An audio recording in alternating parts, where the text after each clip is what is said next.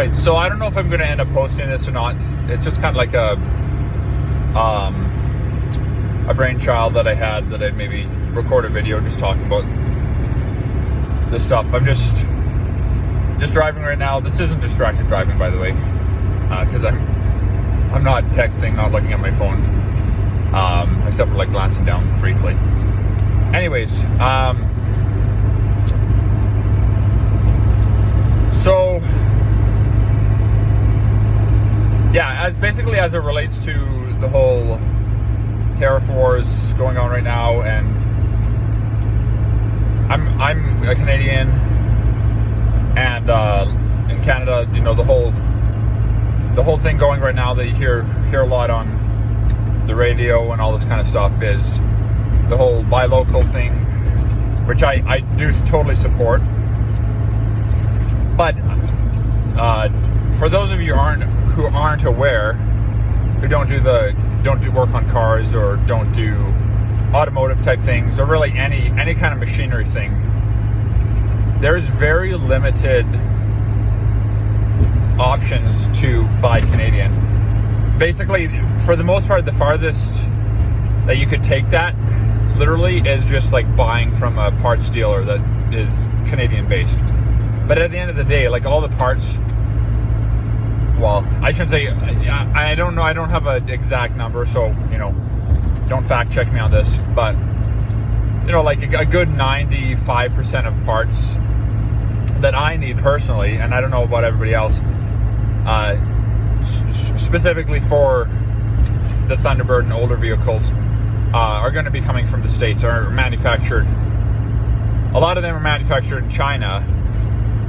So, you know, you're not, by me buying those car parts, I'm not really supporting either Canada or the States. At the end of the day, it's a Chinese dominated market right now. And, you know, of course, that's, I always say, like, you can't blame China for that. Like, it's not them that are, you know, they're making a good deal.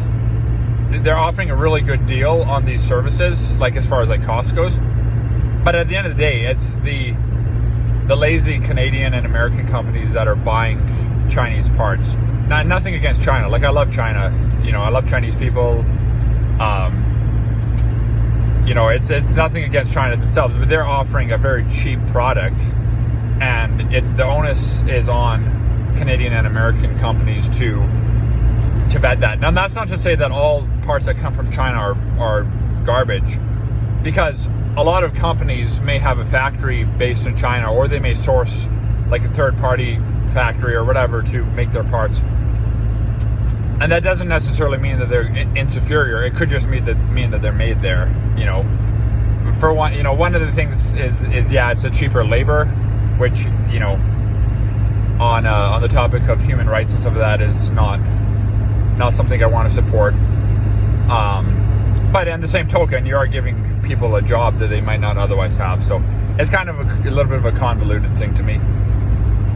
But anyways, but yeah, so back to the parts thing. So the majority of parts, if I can, just in interest of trying to find a high quality part, I'm going to try to find, like when I'm shopping around, I'm going to try to find something that has like a made in the USA label on it, as long as it's, you know, within reason. For some things, like a simple fitting, that, like, at the end of the day, the only thing, you know, if it works, I don't care where it comes from. But then on the other hand, there's some things that are like, I can't take the risk of it not working, so I'm going to spend extra money.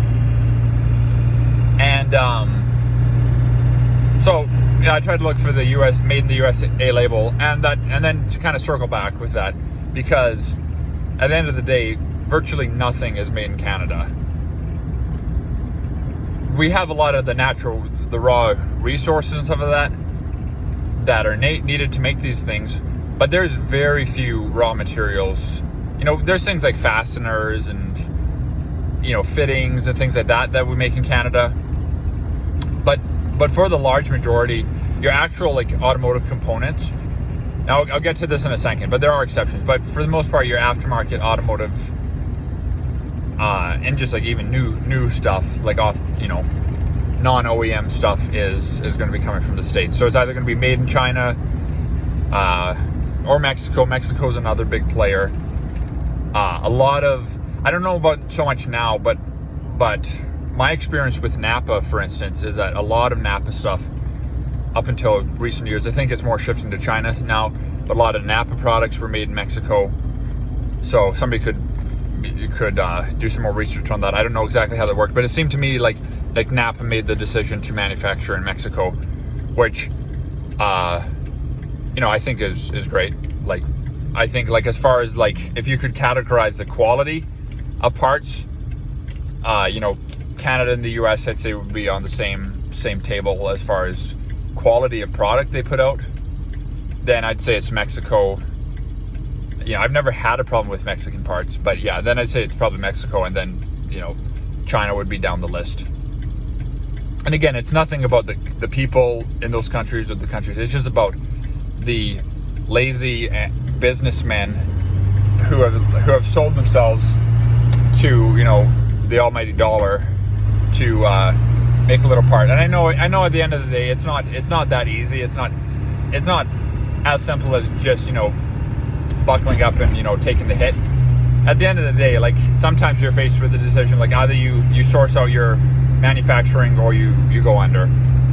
And so it's like a multi-layered thing. It's not just like, oh, you can't just pin it on the business owners and the manufacturers. There's also the government thing. They tax the bejeebers out of manufacturing, so that people are literally forced to, like, they have no other option but to source their parts offshore. But anyway, so the one exception I was talking about that I've been able to find is when it comes to my newer vehicles. So the newest vehicle I have is a 2000 F-250, but I'm able to get my parts. Well, I try to get my parts from the local Ford dealer or some Ford dealer in the area. For the most part. So especially with my truck, I've tried to keep it motorcraft parts. Yes, I know, like, you're paying a huge premium on that, but at the end of the day, when it comes to especially things like electronics and stuff, it's worth the money. Like, I can't speak currently, but historically, Ford and Motorcraft is always going to produce some of the best quality parts you can get. Now, I know there's like certain aftermarket brands that claim to have a superior part, but at the end of the day, your safest bet is to go with an OEM thing. If you're just looking for your stock, just trying to keep it stock, you're not rebuilding the thing or whatever. In my opinion, if you can afford it, go with your OEM. So if you're a Chevy guy, get AC Delco or buy stuff from the dealer. But AC Delco is a little bit of a different story nowadays, I think, with where they make their stuff.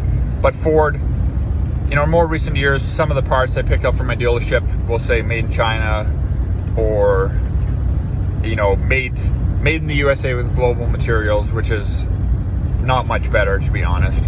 Because a lot of the times what actually fails is not so much the manufacturing part side of things. It's like the raw materials give. Like, for instance, like soft metal. Like, I didn't experience this with my camshaft that I did for my Thunderbird, but because I think I when I did my engine build, there was a little bit. Thankfully, I think I caught things a little bit before the major parts crisis started to set in. So, anyways, but regardless, there's major things. I think it's kind of been corrected now, but there's major problems with a lot of engines being wiped out on initial fire up because of bad cams and all that kind of stuff. And it seemed like all indications, after the fact, were pointing to basically bad metallurgy. So at the end of the day, it comes down to the quality of the metal. But yeah, so I can get some, my Motorcraft parts, and a lot of them, it might be different if you're ordering in the States, but ordering here in Canada, a lot of the things I've ordered for the truck are actually manufactured in Canada. And again, going back to the whole thing, like, it just, I understand that there's probably, Trump probably feels Canada has been ripping off the US and, that may be true. I don't really know. Like, it's hard to find the truth. It does seem like a lot of the claims he's making are completely unfounded. But at the end of the day, like, the U.S. and Canada have such a historic automotive, trading partnership, manufacturing partnership dating back to the 60s is when a lot of that really got started. But that's a long time, and I know stuff even goes other trade. But as far as like the auto manufacturing, I think it was probably maybe before that, but it really took off in the 60s, from what I understand, with American car companies making the product in Canada. You have iconic lines of automotive cars that were strictly just made in Canada. For instance, like the Crown Victoria, I forget the exact number, but it's like something like 80 to 90% of Crown Victorias were made in Ontario, actually, and that's based off of like Wikipedia. So I know there's exceptions. There were some Crown Victorias that were sold offshores that were different, that I've heard about, other things, but the bulk of Crown Victorias were made in America, which is, I actually might make a video on this at some point, but to me, the Crown Victoria is probably the most iconic Ford ever made, probably, and probably the most, I would argue, one of the most iconic American sedans ever made. I'd say that the pickup truck is the most iconic American vehicle, and then close to that would be the Crown Victoria. But anyways, tons of parts are made in Canada, were made in Canada. There's the 351 Windsor for you Ford guys. Some people say that the W doesn't actually stand for Windsor, but regardless, it's from what I understand, it's the Canadian block. So there's just so much. So anyway, so for you Americans, like, if you're not aware of these things, especially if you're a car guy, like, don't get super mad at Canada or whatever. Just do your research a little bit, because a lot of what you guys have enjoyed, a lot of what we've enjoyed is so intertwined, and I would love to see a resolution where Canada stops being such a pushover country, and where the US doesn't bully, because the US does have a tendency to bully just because of the sheer economic power that it has. But if we could reach some sort of agreement, because I'd love to. I guess what I'm getting at with all that is it would be a shame for such like a long, rich history of automotive stuff just to be like done. And it literally could be, like, if some of this stuff goes through like they're saying it's going to be, the way they're projecting things to go, like literally it could completely shut down the automotive sector in Canada. And Detroit used to be a hot spot for automotive, that obviously for the large part has, from what it was, has dwindled quite a bit. But so many of the cars that Americans drive were manufactured in Canada. My Thunderbird was manufactured in Los Angeles, I believe it was. There was a plant. I don't know if the Ford plant is still there or not, but from what I can tell from my VIN, my car was made in Los Angeles. So yeah, like we have American-made cars in Canada. We have Canadian-made cars here, and vice versa. So. Anyways, I know I've probably been hopping around from thought to thought a little bit, but yeah, so just to kind of close in, like, I would love to buy more, Canadian parts if I can, but at the end of the day, if the option's not there, I can't do it, right? And so, I can't buy Canadian, aside from in the sense of just buying from a distributor in Canada. So anyways, kind of a rambling video. A lot of parts are made in Canada. A lot of OEM parts are made in Canada, specifically for Ford. I can't speak for any of the other brands, but I know Ford historically, and I don't know how recently, but a lot of the Ford parts that I've bought for my truck have been made in Canada and Mexico too. So anyways, this is kind of a rambling video. I have no idea if anybody's going to even watch this till the end, but that's my 2 cents, and thanks for watching. I'll see you in the next one.